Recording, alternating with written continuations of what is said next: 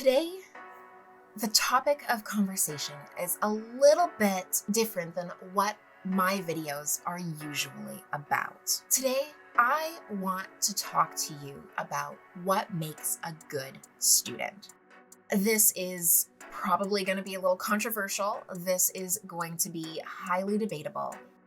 But I want to talk to you as somebody who has spent years as a tutor, as somebody who has spent years as an academic consultant. And not only have I been inside the academic sphere with learning and going to school myself, especially as a mature student, I have also worked in healthcare with a lot of doctors, and I have worked with a ton of students trying to go through this process and become all that they can be. So I have seen and examined this question from so many different angles, and I have seen not only how motivating it can be to really want to be a great student, but I've also seen how emotionally draining it can be. And I've experienced that. I have been very open about some of my personal struggles as a student, trying to make progress, trying to be a perfectionist. I've never ever hidden the fact that I've always struggled with perfectionism and trying to be the absolute best. And it is when I started to sit back and realize that that is so loaded and self-sabotaging that I was actually able to really, really excel in my field. But first, I'm Terrell, and this is Absolutely Studying. I bootstrapped my way through university while juggling a full-time job and a family. It was really tough. But now, I want to pay it forward. I want to supply you with all of the resources and support you need to flourish in your academic career. Today, I'm talking about what is a good student and what makes a good student. I'm not talking about study routines. I have an entire playlist that talks specifically about study habits. I have an entire website dedicated to how to build better study habits and introducing study strategies. I have a full digital course that teaches you step by step on how to create the most effective study strategy for you.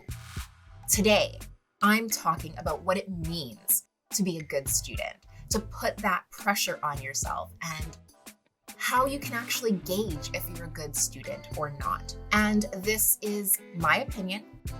I want to know your opinion below in the comments. Leave me your opinion of what makes a good student.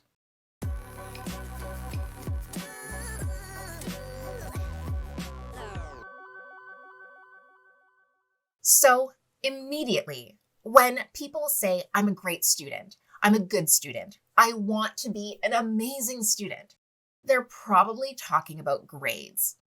But grades aren't everything. I know I said it out loud, and we're not supposed to say it out loud, especially in front of our parents, but grades aren't everything. And as a matter of fact, a lot of the time, grades and test scores do not reflect or correlate with intelligence. There are a lot of people who test poorly, not because they didn't study, not because they didn't try, and not even because they don't know the information. There can be a ton of things, like they could have ADHD, they could have dyslexia, or they could just have test anxiety. I started out with test anxiety, and I had to figure out over my years of university how test taking worked for me and how I could best prepare myself for tests and exams to reduce exam anxiety. I had to learn about negative self-talk, and I'm going to put some resources down in the description for articles that I've written in the past about these things. If you want to know more, kind of goes over my struggle with exam anxiety and test anxiety and having ADHD and dyslexia. And so when I was coming up, those were so shameful. But now that I have come out the other side and I have finally graduated from university, I feel like it's time for me to say I was able to do it. I am completely open and honest, and I don't want other students who struggle with these things to think that they're any less than anybody else that doesn't. Just because you are a poor tester for whatever reason does not mean that your intelligence is any lower. It does not even necessarily mean that you understand the course material any less. There are so many factors as to why somebody might test less or poorly than others, and that does not necessarily make you a poor student.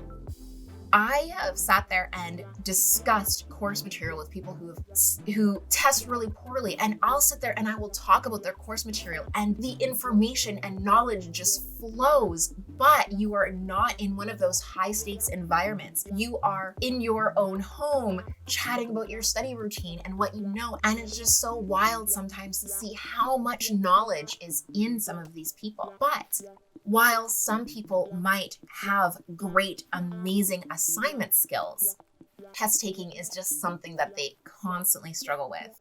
So I don't necessarily believe that having amazing grades necessarily makes you a great student. So what does make a good student? In my opinion, what does make a great student? And my answer to that would be the willingness and want to learn. When you are open and willing to learn, you are just so much more open to absorbing all of that information. You're so much open to studying the course material and really getting in there and learning what you need to learn. Those students are interested in diving deep and learning not only the required course material, but the foundational knowledge below it. The deep, deep knowledge that helps them to learn it on a deeper level, and then in that case have those conversations that are so flowing and open where the information just comes out. Those students are willing to ask and answer questions, not only of the information, but with their other students. You might be nervous to stick your hand up in front of class and ask the professor, but a lot of those students will channel that anxiety to researching up the answer afterwards or emailing the professor in their downtime and really going through and trying to learn more. That is what I consider to be a good student. It's that thirst to learn more and the willingness to do the work and to learn the information that really, really makes a good student. If you have that quality, then everything else is just perspective and tweaking and figuring out what works best for you. It is an adventure, and on that adventure, you get to learn your learning style and what works for you, and you get to discard all of those learning strategies that are not suited for you. You can give them up so that you can do activities that really help to cement the knowledge for you, and you can learn new ways to use that information. And that is the exciting part of learning, using that information, accumulating more, and being able to share it. And now I'm sitting here getting all excited and getting passionate because that's what I love about learning. And that's what I love about absolutely studying and my personal job and the community that I am working to create here. So if you do need any help with finding new study activities, or if you are interested in any of those resources, check out the description box. I have a free study planner. I have a link to some articles that can hopefully help to shed a little bit of light on the backstory here. And while you are down there, like this video and subscribe to my channel. I put out a new video every week, and they are always about study tips, organizational hacks, and homework help to help you through the study struggle.